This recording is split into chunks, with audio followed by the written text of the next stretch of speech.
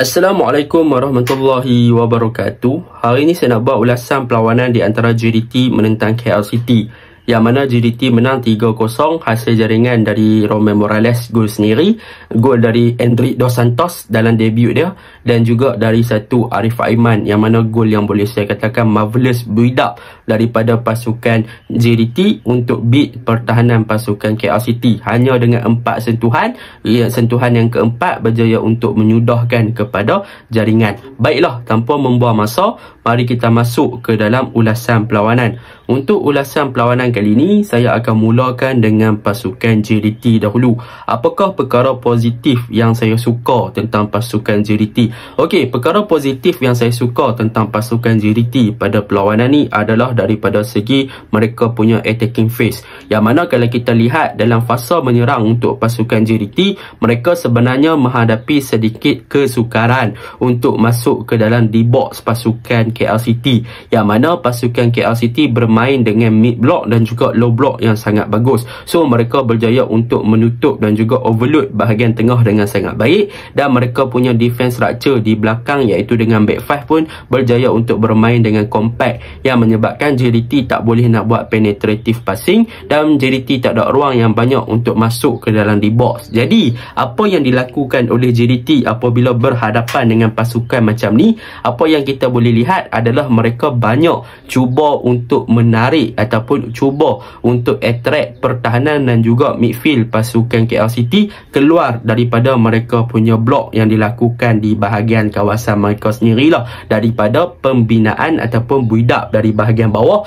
dengan penggunaan back 3. Tetapi perkara tersebut juga tidak berhasil apabila pasukan KL City masih lagi berdisiplin dalam mereka punya corak permainan yang mana lebih kepada defensive structure. Memang bagus gila, tetapi JDT still lagi JDT. Apa yang mereka lakukan selepas itu adalah mereka bermain dengan high line, iaitu mereka letak back 3 di belakang, mereka bermain dengan kedudukan yang tinggi. Cumanya back 3 pasukan JDT ni mereka tidak naik lebih daripada garisan tengah. Mereka stay lagi untuk berada dalam situasi pasukan mereka dalam kedudukan lebih kepada rest defense. Jadi apabila pasukan JDT melibatkan penggunaan dari back 3, terutamanya daripada Feroz, Jody Ahmad dan juga Hoan yang drop deep untuk berada di bahagian tengah ataupun di antara dua center back ni, mereka lebih push penggunaan daripada Oscar Arribas dan juga Matt Davis untuk naik lebih tinggi, bertindak memberi support kepada bahagian wide area ataupun masuk lebih kepada half space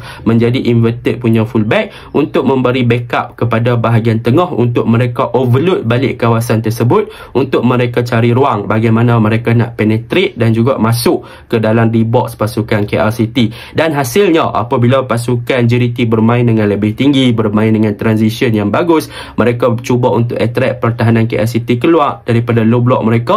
Daripada segi compact yang mereka lakukan, pemain-pemain KL City lebih drop deep lagi, yang mana apabila JDT menekan, JDT menyerang, lebih ke bawah lagi pertahanan dan juga midfield pasukan KL City, yang mana apabila kedua-dua barisan ni ataupun dua-dua midfield department dan juga defense department lebih drop deep ke bawah, maka di bahagian tengah pasukan JDT ada ruang dan juga ada space yang banyak untuk mereka exploit dengan percubaan-percubaan jarak jauh ataupun percubaan dari luar kotak penalti. Dan benda tu berjaya untuk dilakukan oleh JDT dengan melakukan percubaan jarak jauh ataupun percubaan dari luar kotak penalti. Cumanya percubaan-percubaan tersebut tidak mencukupi untuk mereka menembusi gawang yang diketuai oleh Kevin Ray Mendoza. Kita tahulah kemampuan Kevin Ray Mendoza macam mana kan. So benda tu still lagi menjadi masalah kepada JDT. Tetapi akhirnya apa yang dilakukan oleh JDT, hasilnya berjaya untuk mendapatkan free kick,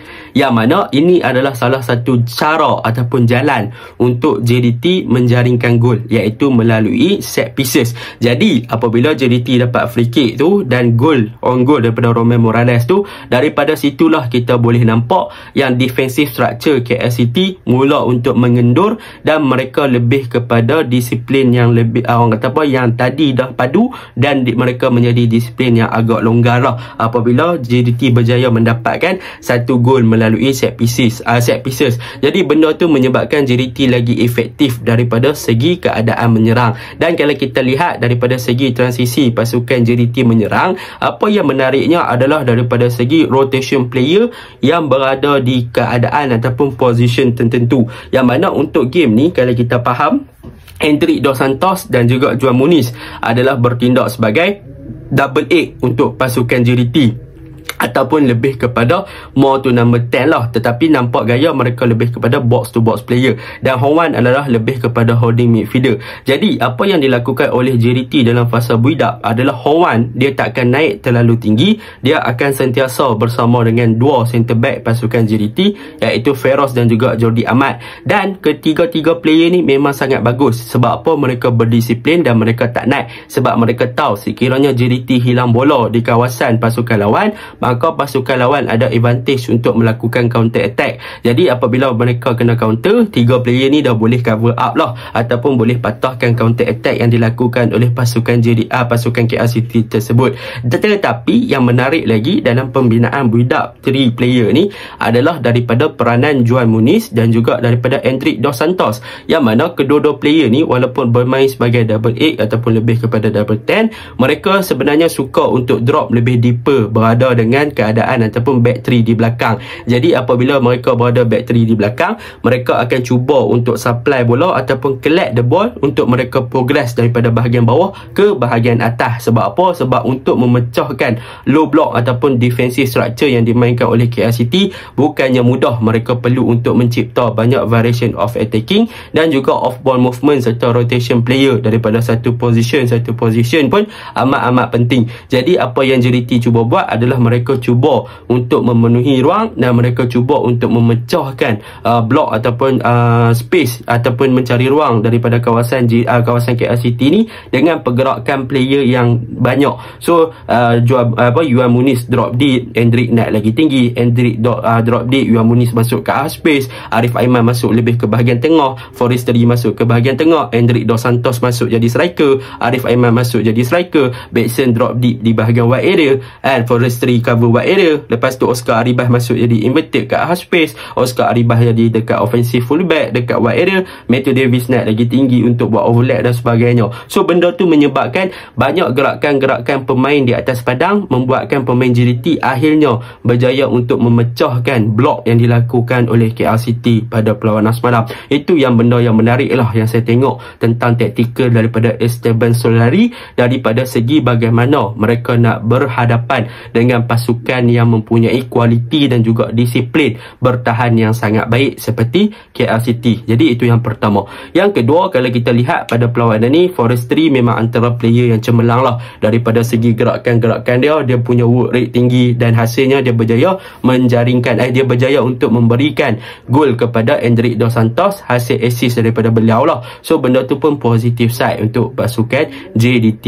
Jadi secara overallnya bagi saya JDT semalam mereka bermain dengan sangat baik. Mereka manfaatkan set pieces, cumanya mungkin mereka boleh perbaiki daripada long shot range dan mereka juga boleh perbaiki daripada segi mereka punya set pieces. Jordi Amat ada satu free header tapi tak golan. So mungkin set pieces akan menjadi kunci utama mereka untuk berhadapan dengan pasukan yang bertahan ataupun bermain dengan low block seperti KLCT.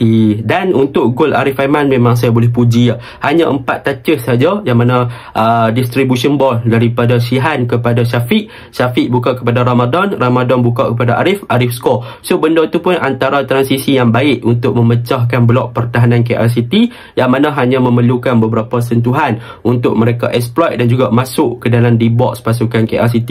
Itu pun menunjukkan yang mana pasukan JDT berjaya untuk mencari kelemahan pasukan KLCT dari segi open play. So that is a good thing lah tentang pasukan JDT. Dan semalam pun kalau kita lihat daripada segi pertukaran player seperti Syamil Kuti Abba, Ramadan Saifullah masuk dalam padangan, kita boleh nampak yang pemain-pemain ni dah mula ready untuk fight for the first 11 bagi JDT. Semalam Syamil Kuti Abba masuk, work rate dia bagus gila, kerja dah nampak happy dia main, dia boleh masuk dalam D-box, dia hampir buat cutback dan sebagainya. So benda tu positif. Dan untuk KLCT pula, apa yang boleh saya katakan pada gameplay ni adalah gameplay yang boleh dikatakan lebih kepada bertahan.